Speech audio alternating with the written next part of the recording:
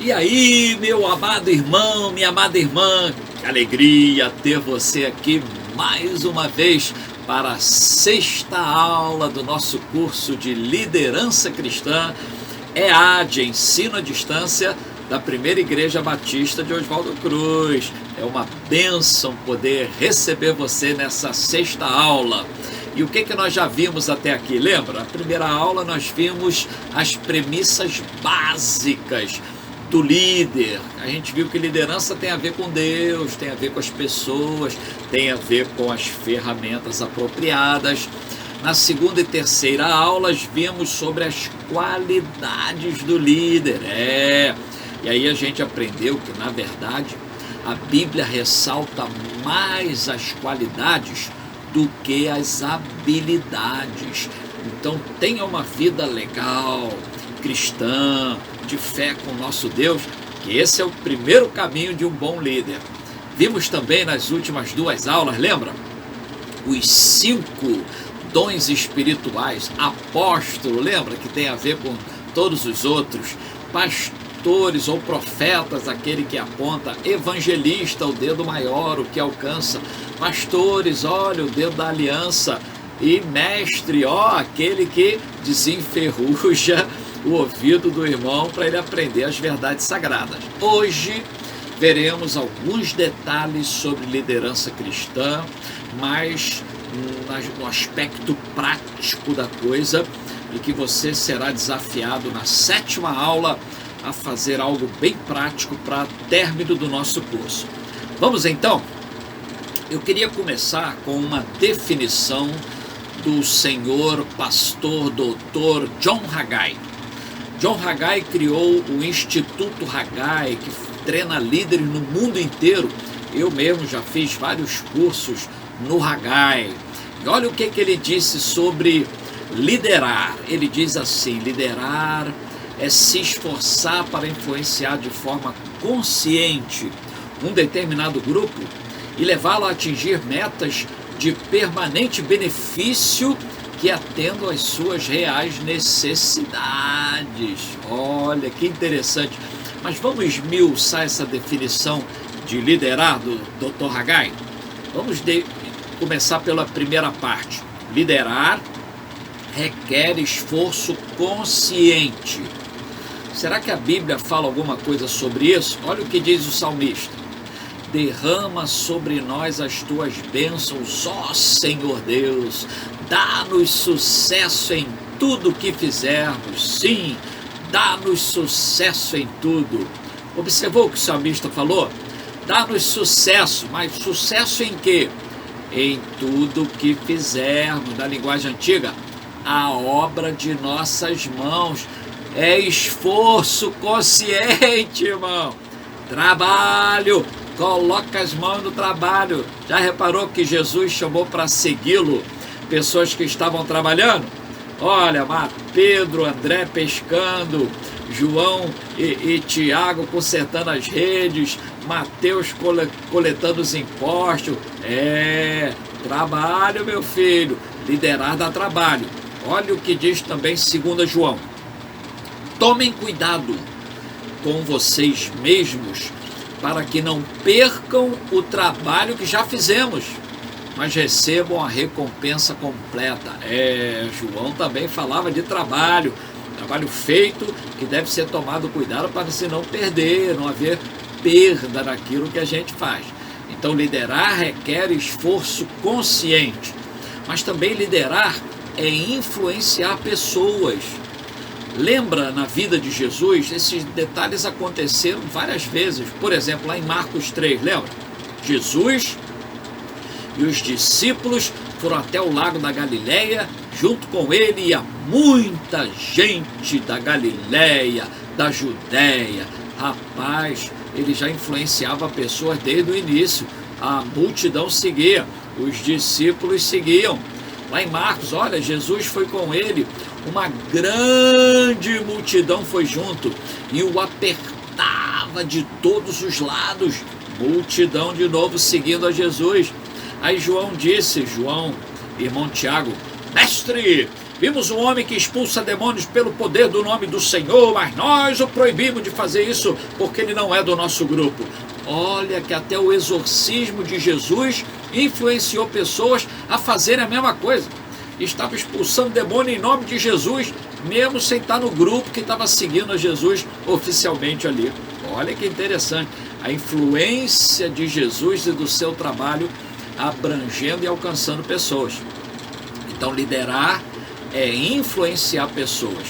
O terceiro detalhe do Dr. Haggai é que liderar é perseguir os alvos e metas que tragam benefícios apropriados. Será que Jesus tinha alvos e metas? Olha o que disse Mateus 28, isso é a grande comissão, lembra? Então Jesus chegou perto deles e disse: Deus me deu todo o poder no céu e na terra. Portanto, vão a todos os povos do mundo e façam com que sejam meus seguidores, batizando esses seguidores em nome do Pai, do Filho e do Espírito Santo, ensinando-os a observar tudo que tenho ordenado a vocês. E lembrem disso, eu estou com vocês todos os dias, até o fim dos tempos. Aleluia! Que legal, hein? Alvo, meta, meu filho, olha, vocês vão alcançar o mundo e vocês vão ensinar e pregar, vocês vão batizar, e a coisa é bem explicadinha, né? A gente é só seguir e obedecer, tá bem claro, ok? A respeito disso. Mas o que é planejamento? Vamos tentar encontrar algum detalhe sobre isso, porque é importante para você, líder, aprender a respeito do planejamento. Vamos lá? Planejamento é determinar antecipadamente os objetivos que devem ser atingidos e como se deve fazer para alcançá-los. Olha que definição legal. Então você, com antecedência, começa a pensar no que vai fazer e como vai fazer. Mas também planejamento é uma criação de cenários que imaginamos acerca do futuro. Uma visão, você tem uma visão, nos quais estabelecemos quais os recursos vamos utilizar para alcançar nossas metas, qual é a nossa missão, etc, etc. Que legal, hein? Para resumir, uma frase bem pequenininha: planejar é pensar antes de fazer. Aprendeu, irmão? Planejar é pensar antes de fazer. Para pensar um pouquinho quando você vai fazer alguma coisa, né? E quais as vantagens de você, quando liderar algo, fazer um planejamento? A vantagem é que vai utilizar com eficiência as pessoas, as finanças e tudo mais que estiver ao seu dispor.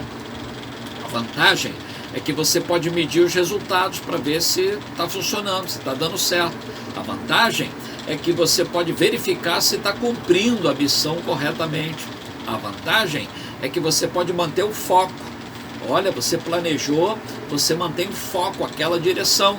A vantagem é que você tem respaldo para tomar decisões. Está planejado, vamos por aqui, essa decisão é melhor, essa decisão não é melhor. Vamos, isso te dá respaldo para planejar. Que alegria, hein? Eu quero agora ensinar para você um processo simples de um planejamento ministerial. Preste bem atenção. Talvez essa parte você deve ler bastante, porque você vai ter uma tarefa na 7ª aula. Se prepare, e vai ser a última, ok? Vamos lá. Primeiro, você tem que formar uma equipe. Dá uma olhada lá em Lucas 6, olha que a Bíblia registra: naqueles dias, retirou-se para o monte a fim de orar, e passou a noite orando a Deus.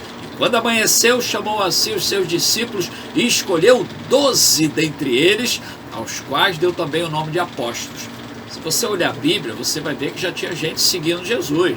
Ele não começou só com os 12, tinha muita gente seguindo Jesus. Lembra? Uma vez ele mandou 70 de 2 em 2, você lembra disso? Então, ele teve que escolher a sua equipe. Quem vai comigo para um trabalho mais específico, eficiente? Então Jesus formou a equipe dele, em oração. Passou a noite orando, irmão. Formar uma equipe é coisa séria, muito séria. Segundo, você tem que definir qual é a missão, a visão, os valores que você vai seguir no seu planejamento. O que está por trás, né, na base desse planejamento? Eu quero apresentar para você a missão da nossa igreja. Hoje ela diz assim: como adoradores, anunciamos Jesus Cristo ao mundo e cuidamos uns dos outros. Mas eu queria fazer uma pequena mudança, um pequeno ajuste nessa missão, para você se basear agora na aula 7, que você vai receber um desafio. Como adoradores, cuidamos uns dos outros e anunciamos Jesus Cristo ao mundo.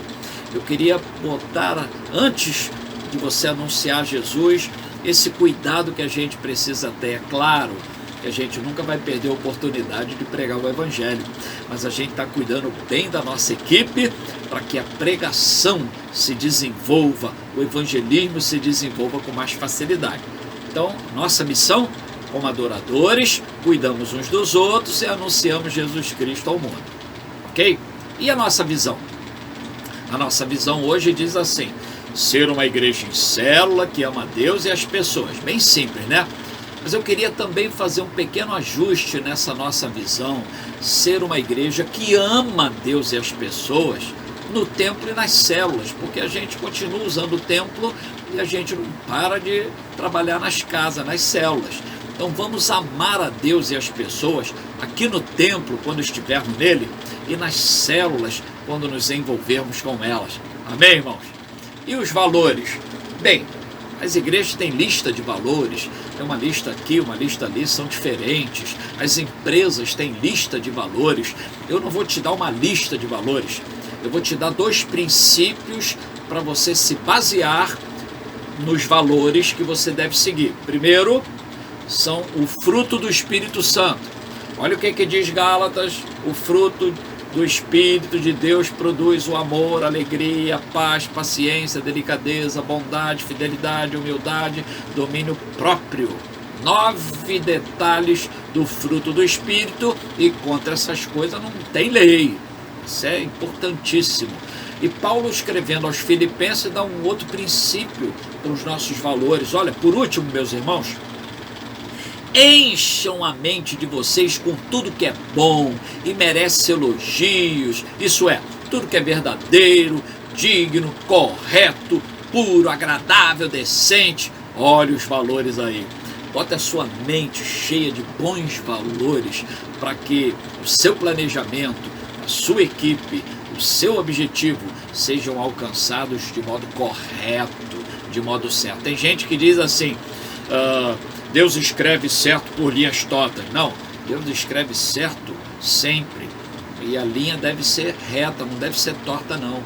Entendeu? Alguns dizem assim: olha, os fins justificam os meios. Não, os fins não justificam os meios. A gente deve alcançar os fins pelos meios corretos. Ok? Então, valores, não se esqueça. Missão, visão e valores. Terceiro detalhe: quando você fizer seu planejamento, você tem que estabelecer os alvos, as metas, aonde você vai chegar, em que você quer chegar, qual o lugar que você quer chegar. E aí você precisa entender que um alvo, uma meta, precisa ser mensurável. O que é isso?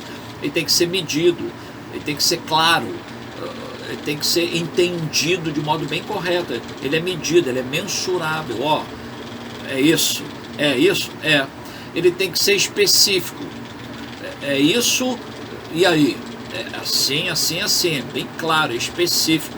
Tu tem que dar detalhes, ok? A respeito do alvo. Temporal, ele tem um tempo. Olha, daqui a tanto tempo alcançamos isso, e ao tanto tempo alcançamos isso, e a tanto tempo alcançamos isso. Tem que ter um tempo, ok?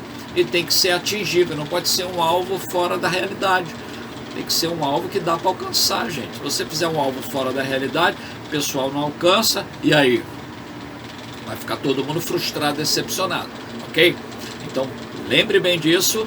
Terceiro detalhe, estabelecer alvos e metas. Quarto detalhe, elaborar os planos de ação. Como você vai alcançar esses alvos e essas metas? Olha o que diz Marcos 10. Jesus falou assim, ó, esses 12 enviou Jesus, dando-lhes as seguintes instruções: não tomeis rumo ao gentio, nem entrei entre cidades samaritanos, mas de preferência procurai as ovelhas perdidas da casa de Israel. À medida que seguirdes, pregai, que está próximo o reino dos céus. Curai os enfermos, ressuscitai os mortos, purificai os leprosos, expeli demônio, de graça recebeis, de graça dai. Ó, o plano de Jesus é, vocês vão, alcancem essas pessoas, façam isso com essas pessoas e não fica cobrando não. Algumas igrejas tinham que aprender isso, né, irmão? Eles dão bênção ou pedem bênção em troca de dinheiro. É um perigo, né, irmão? Outro detalhe, lá em Marcos 9, percorria Jesus todas as cidades e povoados, fazendo o quê? Ensinando nas sinagogas, pregando o evangelho do reino e curando toda sorte de doença e enfermidade. Ó o plano de Jesus aí, a meta de Jesus: pregar, ensinar, curar, abençoando as pessoas. Mateus 15, Jesus respondeu: eu fui mandado somente para as ovelhas perdidas do povo de Israel. Público-alvo de Jesus, prioritariamente o judeu, para que dali Deus espalhasse o evangelho para o mundo inteiro, ok? Então Jesus veio prioritariamente para as ovelhas perdidas da casa de Israel.